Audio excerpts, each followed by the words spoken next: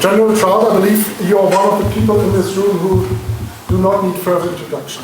You are one of the actually the most senior military expert in German space security, and we are very grateful that you are joining us today, provide your expertise, talk with us about the current challenges in space.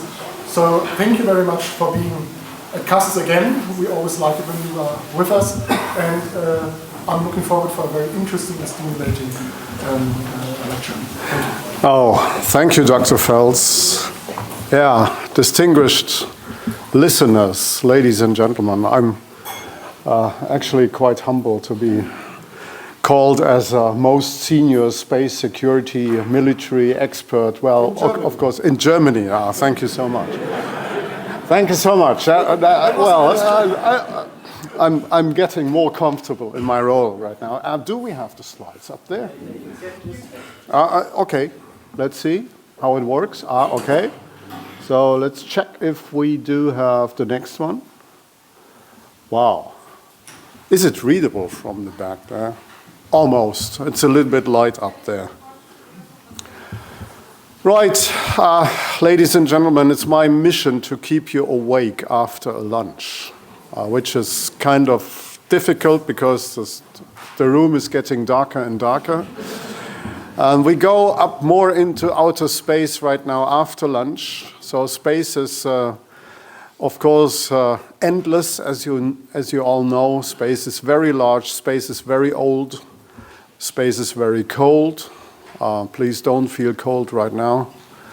And space is, of course, the home of gravity, or the home of other physical forces. And I hope that the gravity doesn't catch you now and doesn't get you into sleep. So I will try to be entertaining during the next couple of minutes. So I was asked to deliver a keynote on that scientific and academic topic, space as an indispensable ecosystem for sustaining security. Sounds a little bit like bingo. So there are many keywords already in there, which you might have been discussing this morning already. And my apologies again to be here so late. I came back from Spain and on midnight last night, and I had some appointments, and unfortunately I got to leave right after this. But since there are so many well-known faces in this room and so many people working on the space domain in different ways, I'm pretty sure that this won't be the end of the discussion. Well, thank you, Dr. Fels and Cassis, of course, for having invited me again after having heard other speeches from me. So you're still inviting me. That's something I really like. And your forum reminds us that in our century, security is no longer defined solely by the classic military domains, land, sea, air, and the virtual one, cyber, but stability of the space above us. What does that actually mean? So our Minister of Defense has delivered a speech a little more than 1 month ago. Some people of you were present in this room. I was as well. And I felt actually, to allow me those personal remarks, I felt like a young boy experiencing Christmas, Easter, and birthday at one time. And the young boy who got the things he was wishing for many years, got those things at least promised to be realized in the near future. However, the minister told us as well that Russia and China are our immediate neighbors. The minister told us that threats are present. And he told us that Germany, let's say, finally realized how important the space domain is for our security, our stability, our prosperity, and not only for our scientific and academic development. I would say that Germany has a long time underestimated that importance of space for our security. And we used to perceive, I now can say, we used to perceive space as a more more as a scientific and academic hobby rather than a necessity for our national security. So space is not distant, space is decisive. Everything that sustains our society, energy, navigation, communications, you know all about that, relies on orbital infrastructure.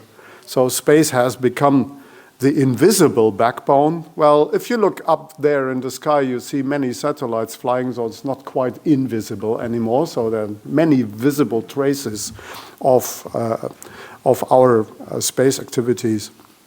But space has become the backbone of our global stability. Space was once primarily a scientific frontier. Now it's the nervous system of our economies and the command layer for our defense. In short, we all rely on space. Our modern societies rest on orbital infrastructure. For decades, it was kind of exclusive, state-driven, and linear because of the global competition between two superpowers. Today, space has evolved into a complex ecosystem, and now I hit my first buzzword here, ecosystem of states, industries, research institutions, and international organizations. Each element depends on the others. Decisions made in space shape security, economy, and diplomacy on Earth. When we speak about sustaining security, we are speaking about sustaining the ecosystem that makes security possible. So we need to consider space as a shared responsibility. Let me go a little bit into space. Welcome to space. Many of you have seen that picture before. So many objects in space. And the headline, sometimes we miss out the headline, but it's in every of my presentations, space is a unique strategic arena. It has always been. At least since Sputnik 1. You all know about that history. Sputnik 1 wasn't only the demonstration of the superiority of Soviet technology. Sputnik 1 was a clear message to the United States saying, well, we are not only able to shoot something into the orbit, we are able to reach Los Angeles in 20 minutes with something which is potentially very weird. Space is an ecosystem, and it's complex. That's a new reality. So I would like to share some thoughts on complexity. It's not complicated, it's complex. The way we think about space has fundamentally changed. It's no longer a distant domain where few nations pursue prestige. It has become a living ecosystem where every orbit, every signal, and every actor are connected. They can't evade. Space is global, no boundaries. And the only laws which apply are the laws of Isaac Newton and Johannes Kepler. And you can't betray them. That's impossible. In the early decades of spaceflight, access to orbit was limited to a handful of state programs. It was about exploration, demonstration, and of course, deterrence right from the outset. Those days are gone, but not completely. So we still have the deterrence issue in space. However, the environment has changed dramatically. Today, space is crowded. Space is commercial. Space is contested, shaped by hundreds of actors and tens of thousands of satellites and hundreds or even millions of pieces of space debris, which is human-made. Humanity took only about 60 years to pollute space like it is today. The success of human innovation has created a web of interdependence. What happens in one orbit can have cascading effects across other orbits, across economic sectors, across state borders, and that doesn't only apply for the good old Kessler effect you all know about, but for the functionality of orbital systems, of orbital constellations. One single example. Russia has declared this July, Moscow Times on the 17th of July, that Russia perceives everything which is done by a space-based service in support of Ukraine, is considered to be a legitimate target for Russian electromagnetic warfare measures. So that's something which could affect civilian and commercial actors who, as we know, deliver some services as well to Ukraine in the core of their business. You may say that's only an economical thing, but you already feel that this has an impact on defense and security questions. So, since space is so interlinked and space is a network and a web of complex interaction, we should try to not to manage that complexity. I don't think that it's possible, but to let's embrace that complexity. So, how to manage complexity? I think that's an own sector of scientific research, which has nothing to do with space from the outset. However, I think the conclusion might be we should embrace that complexity rather than trying to reduce it or even to manage it. I don't think that this is impossible. Well, a few words about complexity to make it even more complex. Civil, commercial, and defense lines do not longer apply by themselves as stovepipes, rather they blur into each other. A cyber attack on a commercial satellite, and we know all the examples, can have national security implications. A single piece of debris, which we might even not having detected before, can trigger international tension because of accusations that somebody would have destroyed a satellite. A disruption in orbit can paralyze financial markets or humanitarian response. Space has so moved from being a strategic enabler to being a strategic nexus. Managing just such an ecosystem requires a system mindset and the understanding of linkages, interdependencies, and dependencies, of course. And that's the question for all of us in our different realms of research, of development, of action. Try to embrace that complexity. And of course, it's on the run. It's not stable. Space is developing so, let's say, dynamically that we need to even keep up with the development.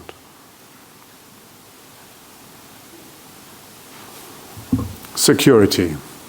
Well, some of you are of German mother tongue. You know that we have a deficiency in our German language, that we somehow mix up two terms in one word, which means the German term of Sicherheit. So I will expand on both sides on security and safety. Security is the strategic backbone of sovereignty. Let me begin with the first and most fundamental dimension. That is security, because without security, every other aspiration remains fragile. Space underpins everything sovereignty depends on. Communication, navigation, reconnaissance, Earth observation, command and control, early warning, all those military functions serving security depend on space-based services. The ability to act securely in space is inseparable from the ability to act securely on Earth. Space is no longer only in support, it's a strategic backbone of sovereignty. Yet, security must not be mistaken for dominance. Some people talk about space superiority. Nobody's talking about space dominance, hopefully, because dominance actually means that there is only one actor left. And I think the complexity issue already orders or determines us to allow a hopefully peaceful, let's say, interaction between powerful actors. Space is about resilience, awareness, and assured access. The goal is actually not to weaponize orbits, but to stabilize them. However, I will come back to the weaponization a little bit later on. Our goal is to ensure that no actor can threaten the data, the services, and products on which our societies rely. And if you look at other societies of potential adversaries, more or less, well, there are societies who perhaps may be less reliant on space-based services, but advanced societies are, for sure. And the Chinese society is as well. So there might be some commonality of interest as well. So defending space means defending the enablers of peace. Germany approaches the space security through cooperation, not through confrontation. And I just can echo, I did an interview with a young British journalist this morning, and I just echoed the quotes we all heard this year, lastly at the Space Symposium in Colorado Springs, where General Saltzman and General Whiting, so the chief of the Space Force, the US Space Force, and the command of US Space Command both said space is a team sport. Nobody can tackle, no actor, regardless of the size, can tackle space alone. So it's a strong interest for all of us to be in the strongest team. I would say the Bayern Munich of space. That's something. I have to say I don't really like hegemony in the German football league. However, in space and in terms of securing our security in space, I would like to belong to the Bayern Munich team in space. And the strongest team in space, actually, and I underline the word team, actually. Yeah. So if a team plays a single player, the team will always win because of its diversity, because of team play, because of the synergies you get out of a team. And therefore, I only can underline the quotes of General Saltzman and Whiting. Space is a team sport. So within the Combined Space Operations Initiative and the Operation Olympic Defender, which Germany joined about a year ago, and of course within our defense alliance, NATO, and of course within the European Union, we contribute to shared resilience. We, Germany, we contribute to building situational awareness, coordinating responses, and fostering transparency. We work hand in hand with allies, civil agencies, industry, and science. And security in space is not about preparing for conflict, it's about preventing it from ever reaching the orbit. Let's talk a little bit about safety. Safety is about operational integrity and responsible conduct. If security is the backbone of sovereignty, then safety is the discipline that keeps this backbone upright. It is about how we operate, how we behave, and how we build trust in one of the most congested environments humanity has ever managed to create in only a couple of decades.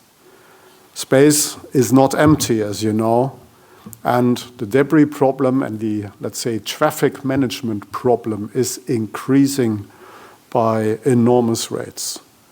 Every orbit is a shared resource. Every maneuver carries a risk. Every actor shares, therefore, a responsibility for his actions. Safety is not only a technical checklist, it must be and it should be a behavioral norm. It begins with transparency, sharing orbital data, notifying others about maneuvers. It depends on coordination among civil, commercial, and military operators. It succeeds through trust and confidence.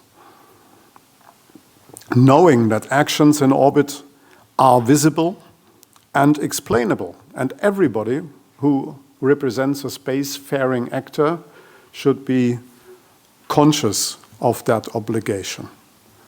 Responsible behavior in orbit is the first line of safety in space. Operational safety is also a policy matter, and I think that we have, as a humanity, we have some steps to do in bringing forward responsible behavior in space. If I look back at the open-ended working group of the United Nations, on responsible behavior in space and about the results. So I think we can agree that we do have some steps to do in advance. Collisions or interference can escalate tensions as quickly as any terrestrial incident, and I would argue even quicker. This could happen in a couple of hours. And again, Russia and China are our immediate neighbors. Russian and Chinese satellites are overflying us, and we are overflying Russia and China with our satellites, and those satellites meet on a regular basis up there in orbit. And if something happens, there's a big necessity of transparency. Our common goal has to be to keep the orbital environment predictable, transparent, and safe. When safety keeps us secure today, it's sustainability. Oops, sorry. I need to go back. It was a spoiler. When safety keeps us secure today, it's sustainability that keeps us secure tomorrow. Sustainability in space, right? That sounds like an environmental science seminar right now, not a military person speaking to you. But believe me, I'm a strong fan of keeping up sustainability in space. I don't want Kessler's effect to happen. Sustainability is foresight. Ensuring that our decisions today expand, not limit, tomorrow's option. Sustainability is a long-term security function rooted in knowledge, governance, and ethics. Sustainable space depends on sustained knowledge. It's built in laboratories and universities, like CASIS in Bonn. And discoveries made there enable safer operations and smarter architectures. With that, science is not separate from security, of course. It's all interlinked. Sustainability, safety, and security. It is utmost important that we try to make space sustainable as well. And that knowledge is the currency of sustainability. Building on that, it is innovation which turns then those aspirations into action. On-orbit servicing, active debris removal, in-space manufacturing are all parts for architectures of a responsible space actor and a responsible space power. Europe and Germany in particular have the talent and the moral imperative to lead that. Sustainability is not a cost to be managed, it's an investment in our future. And of course, sustainability, as always, like we successfully managed for the open seas and our atmosphere, true sustainability needs rules and institutions. And governments is not a constraint, it's a precondition for sustainability. So in that case, for sustainability, for the sake of sustainability, we must sanction our frameworks. Last, come on. Wow, here we go. Yeah, okay. So, last a couple of words on economy before you made it, actually. The fourth dimension of the whole space complex ecosystem is economy, to my mind. Well, Bill Clinton used to say it's the economy, stupid. That applies to space as well. The bridge between innovation and sovereignty, more than 75% of all space infrastructure is by today commercial. And you all know about the studies on the development of this commercial space market by the next couple of years or the next decades. The health of the space economy determines our ability to act, deter, and recover. And my personal vision, actually, so I added something to my wish list because some wishes are already fulfilled. I added something to my wish list. It's a self-sustaining space economy in Europe, where we get away from medieval manufacturing of satellites into serious production, into a stable space economy where innovation takes place by the economy, by commercial actors and innovators, because that's always quicker than state-driven innovation. And secondly, we do have those spin-offs for safety, security, and defense, because this lies in the interest of the economical, of the commercial actors as well. So sustaining a healthy space economy requires predictable rules, reliable investments, and protections against hostile acquisition. At the same time, those boundaries between public and private, civil and defense are more and more porous and blurring. Public-private cooperation or even defense-commercial cooperation is no longer optional. And I think I've been talking about that for quite a while as well. We need to work together with space industry and commercial actors when we want to make space safe, secure, and sustainable in a completely different way than we did that in the other domains. So the common goal must be not to dominate markets, it's to lead through excellence, partnership, and trust. Because first of all, the market is big enough to serve a number of actors. And secondly, monopolies never survive.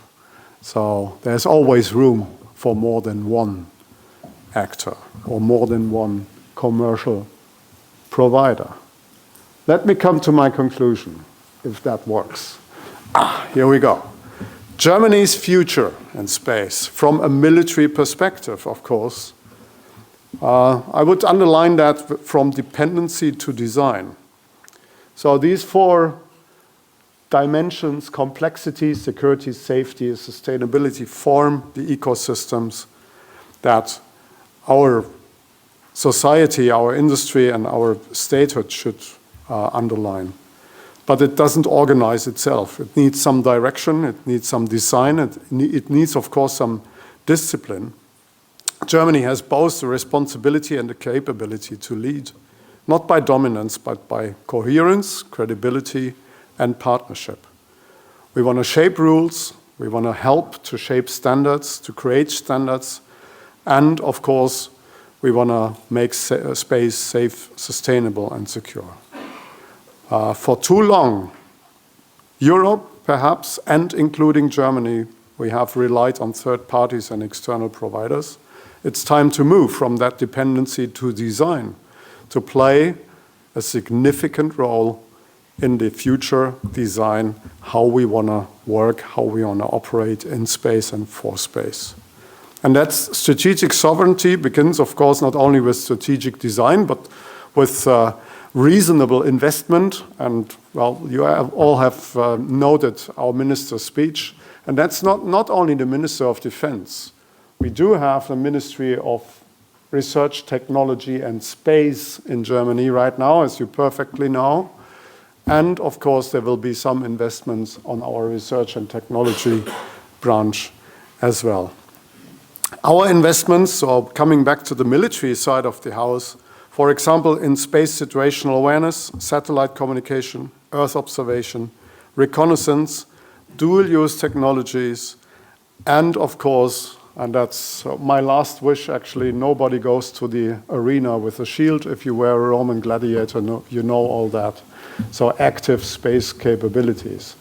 Not necessarily to use them, but to show them, to be able to have them, will make us a credible and a serious partner for our team.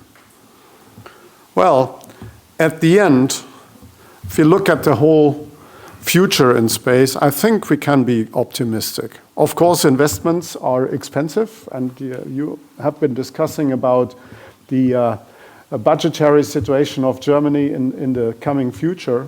And perhaps there is no way out. Space is let's say for us, an emerging market. And we need to pick the chance to work as ourselves into that emerging market and, let's say, create some prosperity and wealth by that emerging market. Germany has been quite good at high-tech in the last couple of decades. And why is that I met 2 German engineers at the launch site 39A in Cape Canaveral a couple of years ago. These were 2 car production engineers of the German automotive industries hired by SpaceX. Imagine why. Because they know how to do production, serious production. They knew how to do high quality products. They knew how to work in a complex, in a competitive environment. And that's something we are pretty good at in Germany. We have been pretty good at, and we should transport that into a sustainable space industry. Ladies and gentlemen, I've spoken of space not as a theater of competition, but as an ecosystem of interdependence. Well, it's of course complex, and it will stay complex, but it's indispensable that we face that complexity and we try to embrace, not to manage. Our ambition is simple, as Germans, to be a nation whose presence in space adds stability to Earth. Space is the mirror of our collective maturity. How we behave in orbit reflects who we are as nations. We choose competition and distrust or foresight and cooperation. I would rather take the latter. The path we choose will decide whether space remains a source of stability or becomes a symptom of instability, and that's something we cannot want. If we treat space as shared ecosystem, it will sustain security.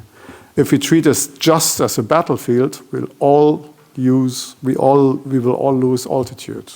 Our task, therefore, is clear: to move from dependency to design, from fragmentation to foresight, and from competition to shared and co-responsibility. Thank you very much. I hope I kept you awake.